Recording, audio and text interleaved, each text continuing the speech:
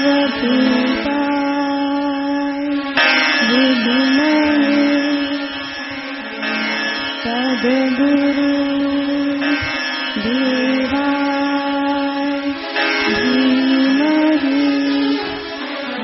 तन्नो अमृतनाथ प्रचोदयात्। ओम शांति शांति शांति।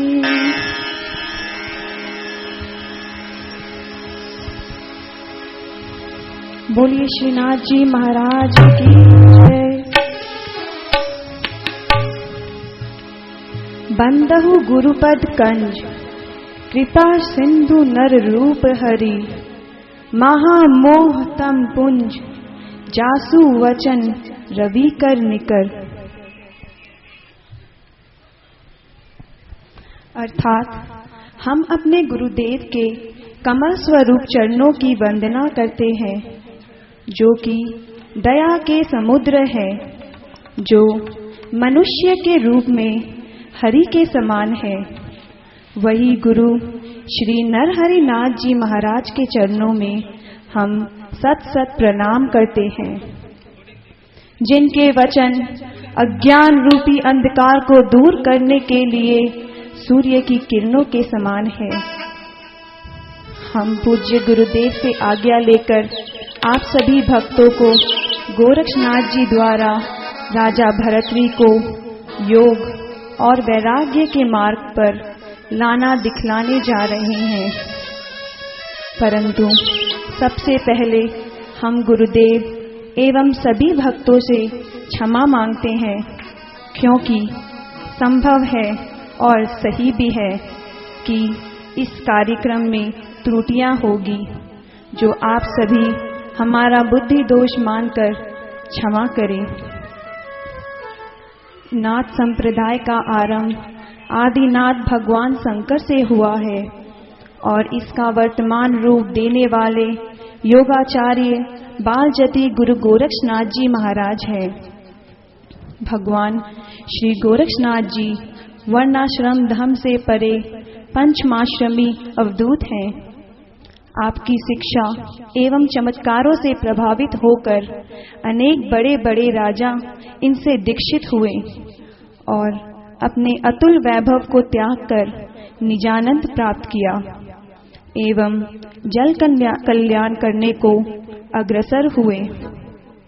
श्री गोरक्षनाथ जी ने सांसारिक मर्यादा की रक्षा के अर्थ श्री मच्छंद्रनाथ जी से अपना गुरु माना और चिरकाल तक इन दोनों का शंका समाधान के रूप में संवाद चलता रहा।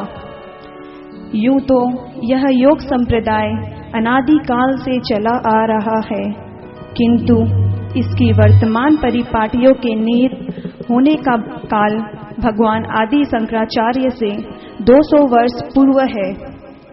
आप श्री ने कर्ण छेदन, कान फाड़ना या चीर चढ़ाना की प्रथा प्रचलित की। कान फाड़ने को तत्पर होने ही अपने आप में कष्ट सहन, दृढ़ता और वैराग्य का बल प्रकट करता है।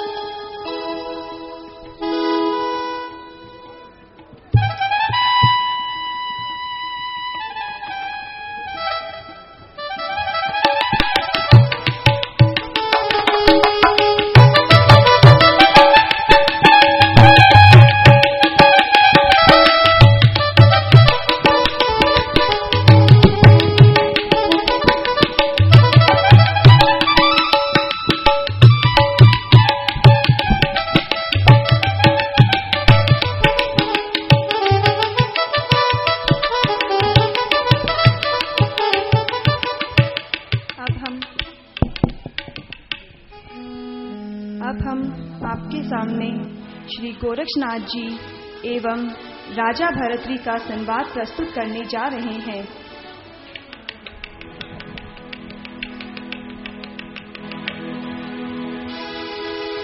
एक समय की बात है, माया स्वरूपी दादा मच्छिंद्र नाथ जी महाराज अपनी योग साधना में लीन थे और श्री गोरक्षनाथ जी महाराज वहां पधारते हैं। अलख निरंजन, अलख निरंजन।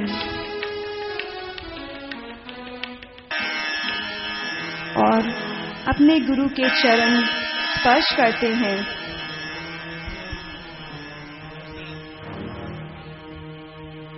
और पूछते हैं, अलख निरंजन, अलख निरंजन।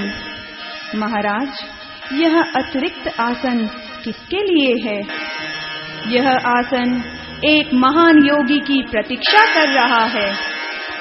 महाराज, वह योगी कौन है? वह महापराक्रमी चक्रवर्ती सम्राट राजा भरतरी है। तो वे चक्रवर्ती सम्राट कहाँ हैं? उन्हें यहाँ लाना आसान नहीं है, क्योंकि उनकी रानी पतिव्रता नारी है और राजा उनसे अत्यधिक प्रेम करते हैं।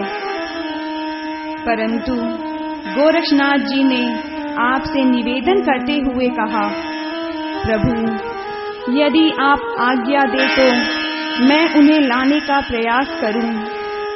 आपने आज्ञा देकर उन्हें प्रस्थान करने को कहा। अलख निरंजन, अलख निरंजन।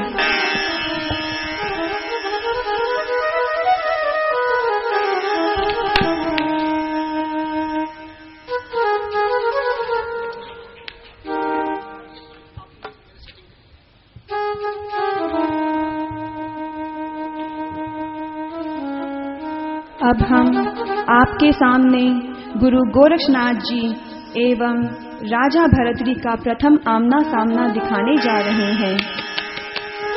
घनघोर जंगल में एक वट वृक्ष के नीचे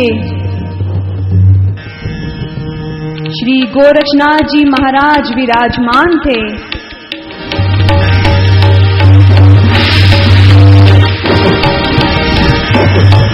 और उनकी चित्तवृत्ति अंतर जगत में घूम रही थी।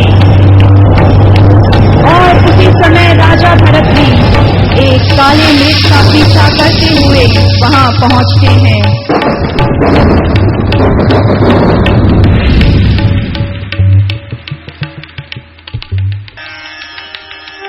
और देखते हैं कि एक महात्मा स्वयं से ही बात कर रहे हैं, जो कि राजा को बड़ा अजीब लगता है।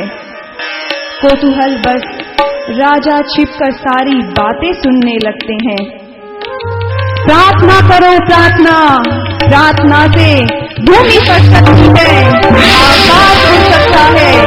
जो काम कोई नहीं कर सकता वो प्रार्थना कर सकती है। राजा भरतरी सोचते हैं, लगता है कि कोई बड़े महात्मा हैं।